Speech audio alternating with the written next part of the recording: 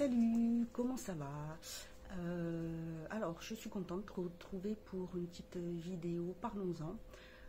C'est un sujet qui est plutôt tabou, parce que c'est vrai que en général, on n'en parle pas. Donc, comme tu peux voir dans le titre, il s'agit de parler de stress, déprime, dépression. Je vais en parler un petit peu, montrer comment je gère tout ça. Donc, si ça t'intéresse, c'est par ici. Alors, on se retrouve sur la terrasse. Voilà, je me suis dit que ça serait sympathique. Il fait bon, 100% naturel, aux sorties de la douche. Donc, voilà. Sur ma chaîne, il n'y a pas de chichi, pas de faux semblant. C'est toujours naturel. Je fais les choses comme je fais dans la vraie vie. Et donc là, c'est un sujet qui est quand même un peu délicat parce que c'est pas évident d'en parler, parce que tout le monde ne gère pas de la même façon, tout le monde ne vit pas de la même façon. La déprime, la dépression, tout est... Comment? C'est un degré et ressenti par les personnes de différentes façons. Donc moi, je vais parler de moi, de mon propre cas. Je suis quelqu'un, même si ça n'a pas l'air, qui suis stressé de nature. Je suis quelqu'un vraiment de très très stressé. C'est vrai que je parais calme, posée, mais voilà, je suis vraiment stressée. Je suis quelqu'un qui est assez empathique, donc j'absorbe facilement les sentiments des autres. Je suis très sensible. Bon, je ne fais pas d'hypersensibilité, mais étant très réceptive aux ressentis des autres, aux émotions des autres, je suis quand même vraiment très sensible. Je prends sur moi les choses. Avec le temps, j'ai appris à essayer de parler et à moins garder, mais c'est pas évident parce que j'en garde quand même beaucoup. Quand j'étais beaucoup plus jeune, j'étais très susceptible à cause de ça. Il m'a fallu beaucoup de temps pour travailler sur ce sujet. Et là, depuis quelques temps, avec tout ce qui se passe autour de moi, dans ma vie, tout ça, ça a tendance à revenir un petit peu parce que ça me rappelle des mauvais souvenirs, des choses que j'ai vécues, voilà, quand j'étais adolescente, quand j'étais jeune adulte. Et c'est très difficile. Voilà, donc je ne vais pas rentrer dans les détails, dire tout ce qui se passe. Depuis l'année dernière, vous savez, voilà, j'en ai parlé, j'avais eu des soucis dans mon ancienne location où je n'avais plus d'eau pendant presque 6 mois. Et ça n'a pas arrangé les choses. Et là, dernièrement, fin juin, il s'est passé quelque chose voilà, avec mes anciens propriétaires. Et là, j'ai craqué, vraiment, j'ai craqué parce que je n'en peux plus, j'emmagasine tout. Donc, j'ai souvent une boule là, sachant que j'ai tendance à faire... Alors, je fais de la spasmophilie et j'ai tendance à faire de la tachycardie. Je fais aussi des crises de gastrite. Voilà ce que c'est quand on garde tout pour soi. Et j'avoue que j'étais au point de vouloir hurler, tout casser, taper sur n'importe quoi, crier, passer mon temps à pleurer, et je suis épuisée. Je pourrais passer des journées à dormir. Il y a des jours où j'ai rien envie de faire. Alors je dois prendre sur moi parce qu'il y a la maison à tenir, je dois m'occuper des chiens. Là, pendant les vacances, j'ai eu mon beau-fils, donc voilà, il faut s'occuper, il faut faire à manger. Par-dessus ça, j'ai malheureusement attrapé le Covid. Malgré que je me lave régulièrement les mains, je me désinfecte, j'ai les lingettes désinfectantes, je nettoie, je fais les courses, j'ai mon masque, je fais toujours attention parce que vu que je fais de la rhinite allergique presque toute l'année, j'ai tendance voilà, à emmagasiner le tout, donc tout ça, ça n'a pas arrangé les choses. J'ai fait venir le médecin qui m'a donné un petit traitement. Alors on commence léger, ça fait du bien, mais je sens que c'est pas suffisant. Là, je l'ai fini et je sens que depuis que je l'ai fini, c'est pas ça. J'ai toujours quand même envie de pleurer, envie de dormir. Je suis vraiment à bout. Plein de choses maintenant deviennent très difficiles. Quand j'étais plus jeune, j'ai fait une dépression. parce que j'ai eu des décès rapprochés dans ma famille et j'ai eu du mal à les surmonter. J'avais des soucis à l'école, tout ça, ça a été difficile. Et là, voilà, je le sais, je le sens quand c'est comme ça. Et j'avoue que il faut prendre sur soi parce que je ne suis pas quelqu'un qui aime montrer. Donc, en plus, j'ai souvent très mal dans le dos. J'ai ma colonne qui me fait très mal. Voilà, donc là c'est bien, ce fauteuil est très confortable, j'ai les coussins très confortables où on est, donc je peux rester, voilà. J'avoue que c'est hyper compliqué, j'ai eu beaucoup de mal avec mes jambes qui ne voulaient plus avancer, alors j'ai les deux jambes qui ont été prises, donc tout ça, ça joue sur le moral, ça joue sur tout, voilà. Quand on a... Moi, j'ai toujours fait des projets et à chaque fois que j'ai fait des projets, bah, il y a toujours eu quelque chose qui a fait que ça ne se réalisait pas. Pourtant, je fais ce qu'il faut pour y arriver, je m'en donne les moyens, mais non, il y a toujours quelque chose. Donc maintenant, je suis arrivée à un stade où j'évite de faire des projets, je ne rêve plus. Voilà, tout ce que je demande, c'est essayer d'être tranquille. Voilà. Je ne peux plus me permettre de m'investir dans des projets qui se cassent la figure parce que ça ne va pas. C'est très difficile à vivre. Donc, ce que je fais, outre le fait que j'essaie de jouer sur ma respiration pour me détendre, le matin, j'aime bien me mettre comme ça, là, ou m'asseoir dans le jardin, par là-bas. Alors, je vais vous tourner un petit peu pour vous montrer. Je ne sais pas si vous verrez bien. Mais par là-bas, là, dans le fond, il y a un petit banc en bois. Donc, m'y asseoir un petit peu. Ça fait du bien. Respirer quand il fait frais le matin. Vous savez, j'essaie, je suis comme ça. J'avoue que le fait d'avoir les chiens, d'ailleurs, j'en ai un qui vient me voir là. Vous voyez, il passe. Ça aide aussi parce que leur faire des petits câlins, qui viennent me voir, qui sont là, ça détend parce que je suis quelqu'un qui a beaucoup de mal à me détendre. J'ai le fait par exemple de pouvoir aller regarder de l'eau, ça c'est quelque chose qui m'apaise énormément. Je suis pas loin d'un lac, malheureusement étant donné que j'ai du mal à marcher, je ne peux pas y aller là. Puis il y a tellement de monde qu'il faudrait que j'y aille très tôt le matin ou plutôt tard le soir. Et là, il faut vraiment que j'essaye d'y aller parce que ça devient très difficile à supporter tout ça. C'est vraiment dur.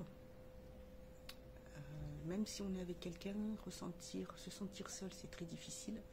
C'est très compliqué.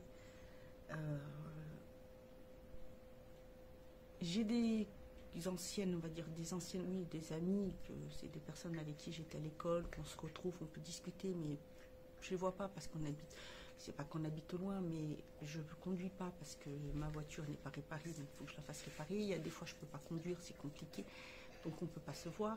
J'ai personne ici autour, pas d'amis ni rien.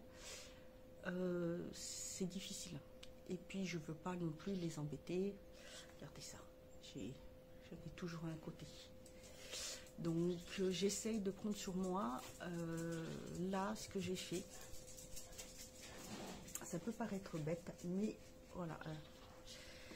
J'ai toujours aimé écrire, donc j'ai toujours eu des journaux, tout ça, pour écrire, parce que j'aime ça. Donc là, ce que je fais, c'est que j'essaye. Alors, j'ai un journal. J'avais pris ce journal, que je trouve très joli, qui se ferme. Là, il y a une petite...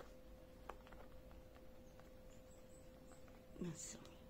Languette avec une petite clé, ça fait là, et là en fait il y a une plume d'écrivain avec les oiseaux qui s'envolent, voilà, vous voyez, comme ça, une petite écriture. Pour trouver les pages, c'est un petit, comme ça, et les pages sont comme ça, donc c'est aussi des journaux qui servent beaucoup pour des personnes pour faire du scrapbooking ou de la... moi, je vais appeler ça journalothérapie. Voilà. Je ne sais pas le terme ni rien. La thérapie par le journal, le collage, ce que vous voulez. Donc ça, c'est plus un journal qui va être plutôt comme style journal intime. Où vraiment, je vais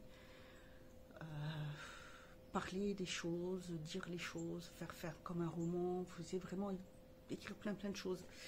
Sinon, j'avais acheté il y a quelque temps un autre journal où là, c'est plus pour écrire un peu mes pensées. Ça va plus être des phrases, voilà, des impressions, des phrases toutes simples qui vont être mises. Et j'ai décidé de le décorer. Voilà, dessus, je vais mettre si j'ai des idées, si j'ai une pensée, une contrariété, une colère. Mais ça va être plutôt style...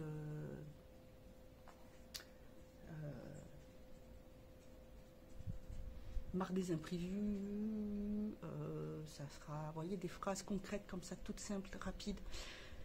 Et je me suis mise, voilà, à faire les petites décos comme ça. Alors c'est des choses que j'avais de quand je faisais les cartes, mes choses comme ça. Et du coup, dernièrement, ce que j'ai fait, c'est que j'ai acheté du papier collant, transparent et non transparent, et j'ai trouvé un site où je peux imprimer, je fais mes stickers, et voilà, je fais plutôt un peu sur des thèmes.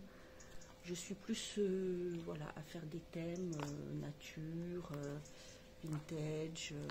J'ai préparé mes cadres comme ça autour pour écrire. Ça peut être la musique, ça peut être par exemple la nature, ça peut être gothique et steampunk. C'est un style que j'aime beaucoup. Donc le steampunk, c'est un peu ce style-là, style avec des engrenages. Un peu comme ça, un peu... est-ce que j'en ai une autre qui est steampunk? Non. Voilà, ça va être plutôt des choses où il y a beaucoup de... voilà, d'engrenages, des lunettes, un peu comme ça, ce style habillé, un peu grunge, vous voyez. J'aime beaucoup ce style. Je fais... ça peut être... voilà, je fais un peu par thème. C'est une autre concentration, c'est une autre habitude, ça peut être, voilà, par exemple comme ça c'est steampunk, horloge engrenage. Et là je vais mettre, c'est pour écrire, c'est pour mettre, voilà, j'ai style vintage, rétro. Voilà, j'appelle ça une thérapie pour journal. C'est pas vraiment du scrapbooking, mais voilà, je fais un peu ce style là sur les albums photos que je n'ai pas fini, mais que j'ai commencé. J'avoue que pouvoir en faire, ça m'aide beaucoup. J'ai un cahier, de dessin, donc ça bien sûr pour faire mes dessins, mais celui-là je l'ai commencé en faisant pareil. Celui-là c'est plus pour faire des grandes affiches, donc j'ai décoré l'intérieur et c'est pareil. Alors c'est un cahier que j'ai eu chez, vous savez que j'achète chez Action, et là c'est tout un style, voilà, un style, voilà ce que c'est en fait le steampunk. Vous voyez ce style, ça c'est steampunk, ça c'est steampunk. Le papillon là, il est steampunk.